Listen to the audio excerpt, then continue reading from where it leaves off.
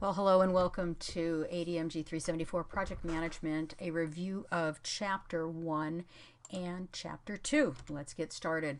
So let's talk about, let's define some terms. First of all, let's talk about what is a project.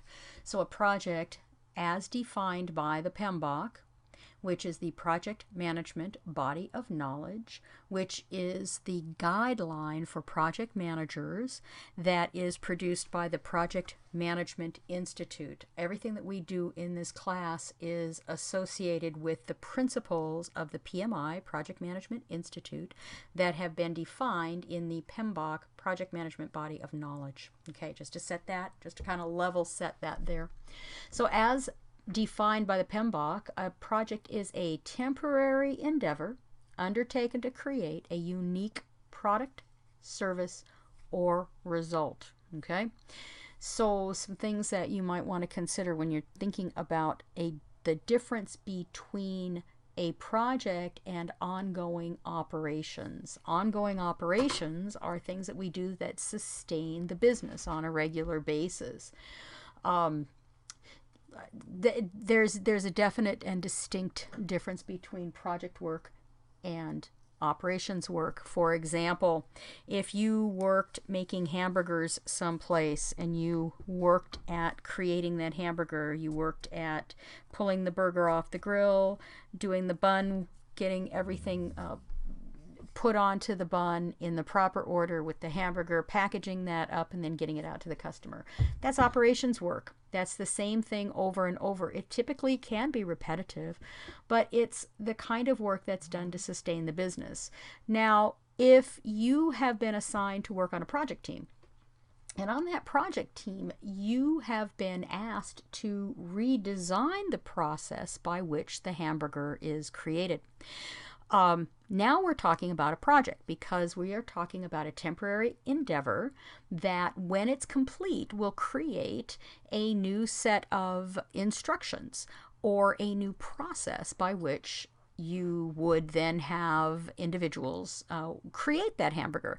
You might end up having to, there would be analysis that would probably be involved. You might have to recommend purchasing new equipment. You might have to evaluate new equipment that would be used in the process. You might have to redesign the floor, how things are set up or how things are organized. There may be a great deal of work that's involved in defining the process that would be undertaken in order to improve the efficiency of creating that burger. But when it gets down to it, the actual burger creation, making the hamburger, would really be part of ongoing operations. Okay, so hopefully you understand the difference between those two. The process by which you redesign the burger making is a project because it's temporary, and when you're finished, you're going to have a unique product as a result. Projects end when their objectives are met, or when a project has been terminated. And yes, I have worked on projects that have been terminated before objectives were met. Projects get canceled. Projects get canceled all the time. So two different things that we want to look at when we're talking about when a project is completed. Projects can be large, small, they can take a long time, they can be very, very short. They can involve one person, they can involve hundreds of people. Project attributes. Again, a project has a unique purpose. It is temporary. You are developing something through something that is referred to as progressive elaboration, a process known as progressive elaboration. And what we know about progressive elaboration is that as we go through the various project phases, we learn more about the requirements. We define more about what we are going to do. The picture of what we are going to do becomes more clear. Now let's remember something.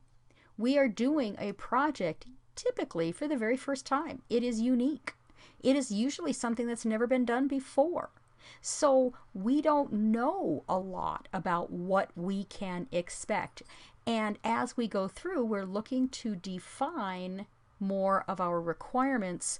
We're looking to uncover our risks. We're looking to really get into that project. And as we do it, we elaborate more on what's happening. So we develop projects through something known as progressive elaboration. They require resources, and they often require resources from a variety of areas, often referred to as cross-functional. Should have a primary customer or sponsor. Typically we have one project sponsor, not always, but usually we have a single project sponsor, and they provide direction and funding. And projects, again, just because of their nature, they're unique, we've never done them before, they involve a great deal of uncertainty. So what is project management? Project management is taking skills and tools and knowledge and techniques to manage the overall project in such a way that we meet the project requirements and that we are aligned with what is happening in terms of project execution based on what needs to happen, meeting the goals of our project sponsors. Project managers strive to meet something known as the triple constraint. Triple constraint is about managing the project's scope of work, what will be done, the project's time or schedule, when it will be done, and then, of course, the cost, making sure that we get it done in the budget that we have to do it with. And we facilitate the entire process to meet the needs and expectations of our project stakeholders. Why is project management so darn important? Well, every year we spend about $10 trillion on projects and 40 trillion gross product on projects of all kinds. IT projects overall, information technology projects, really tend to have a terrible track record. And that track record really has improved slightly, but ever so slightly over time. The more we apply project management techniques, the better these numbers improve. But in 2014, there were 31.1% of IT projects that were canceled before they were ever completed. 52% of projects cost 189% of their original estimates, and then only 16.2% of software projects were completed on time and on budget. Those are some pretty dismal numbers. So applying rigor, the rigor of project management to these projects is a way or an attempt to help us complete more projects on budget and on time. PricewaterhouseCoopers, a study from PricewaterhouseCoopers found that overall half of all projects fail, and only 2.5% of corporations consistently meet their project targets in terms of scope, time, and cost. That triple constraint for all of their projects.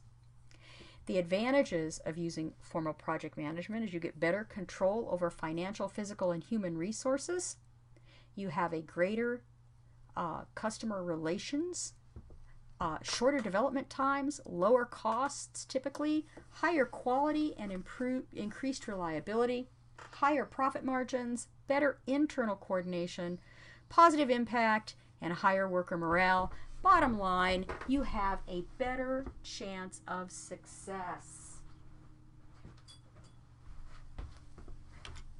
The triple constraint of a project, this is a visual of that triple constraint. And why is it so important? When we see scope of work go up, now scope of work is what we will do in this project, right? We're going to do XYZ. We put together a project to create a widget. All right, and as we define our work, and as the scope of that work increases, well, now the widget needs to do this and the widget needs to do that, and originally we thought the widget only needed to do this, right? Now we've added a whole bunch of scope to the widget. As such, we can expect that it's going to cost us more money and take more time. Same thing is true with time. When we have to push something out, maybe resources weren't available when we needed them. We may end up spending more money to get different resources. We may end up reducing our scope of work just in order to get things done. What we see with the triple constraint is that when we have a problem in one area, it almost always causes problems in the other areas. So you're going to hear the word triple constraint used repeatedly throughout this course. Now, back to the PMI. Remember I said that we're studying project management through the Project Management Institute's lens, and that is following the PMBOK guidelines. So the Project Management Institute has put together 5 process groups and 10 knowledge areas we will be addressing during our class. We will be addressing the 5 process groups, which are initiating, planning, executing, monitoring, controlling, and closing. These processing groups have activities or things that we will be doing at each part, each process, and they frequently do overlap. We're frequently initiating and planning at the same time. We are definitely executing and monitoring and controlling at the same time. And then typically we're closing. These process groups interact with the whole life cycle. The project life cycle is a basic collection of phases that defines what we're going to do when, during each phase, what are the deliverables that are going to be produced and when they're going to be produced, what is involved at each phase, how we manage and control it. And a deliverable is a product or service that's produced as a result of our project. Our project management time frame, here's those 10 knowledge areas I mentioned. Now notice how each of the knowledge areas feed into a knowledge area called project integration. Okay, we have scope, time, cost, quality, human resource management, communications, risk, procurement, and stakeholder management. All knowledge areas that feed into a knowledge area called project integration. Okay, keep in mind that visual. We'll come back to that many times. So why are we studying project management? Well, actually, in 2016, Computer World, December 7th, 2017, predicted 10 hottest IT skills for 2016, and if you'll notice, project management was the 3rd on the list. Okay, and the Computer World sent out a survey to a number of hiring managers in IT, and they basically asked them, what are you looking for next year? What are you going to be hiring in 2016? 39% responded, we're hiring project managers. So it is a hot skill, and it is a much needed skill in information technology. And as evidenced by the really dismal success rate that project management or that IT projects have overall. Okay, so going on into chapter 2, projects cannot be run in isolation.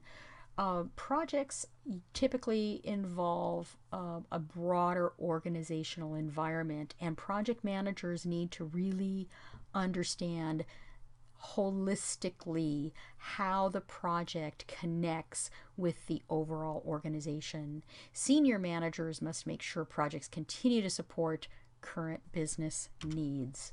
Organizational structures have a great deal to do with how effective projects run within an organization. There's the 3 basic organizational structures: your functional, your project, and your matrix structure.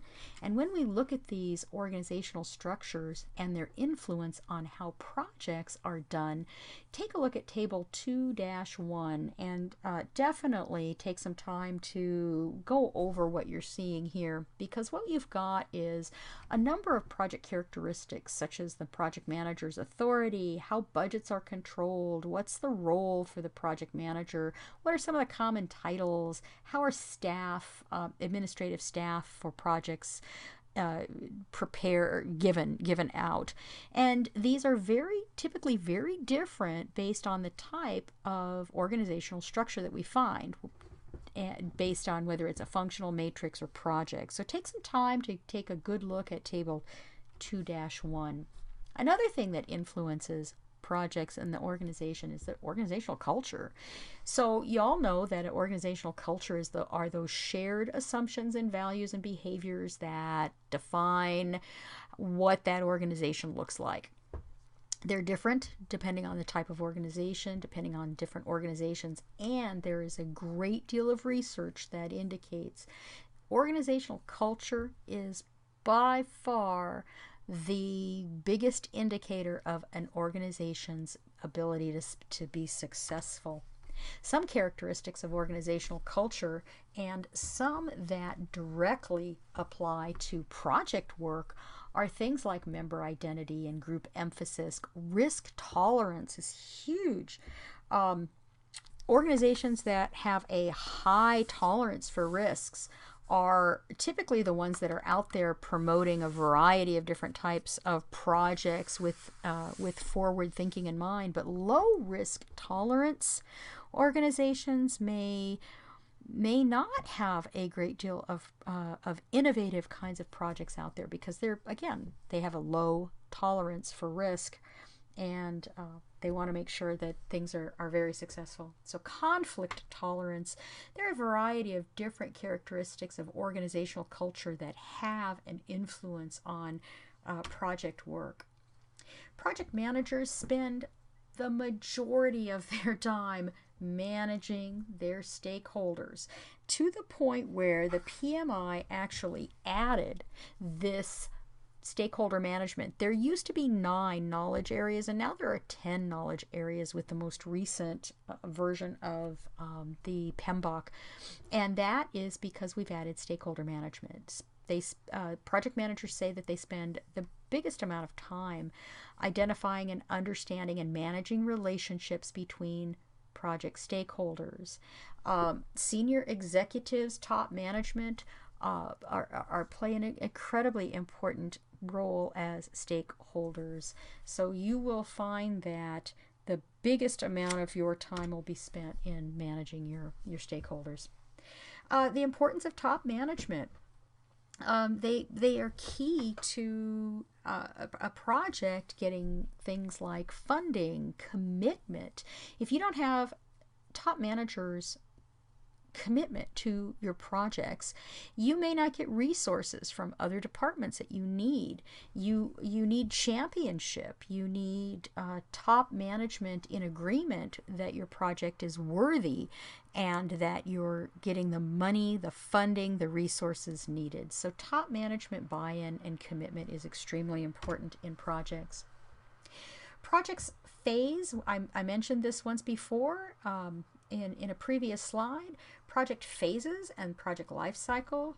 Remember, the project life cycle is a combination or a collection of those phases, and what work is going to be done when, what deliverables will be produced when, who do we need at each phase, and how will management control and approve work that's produced in each phase.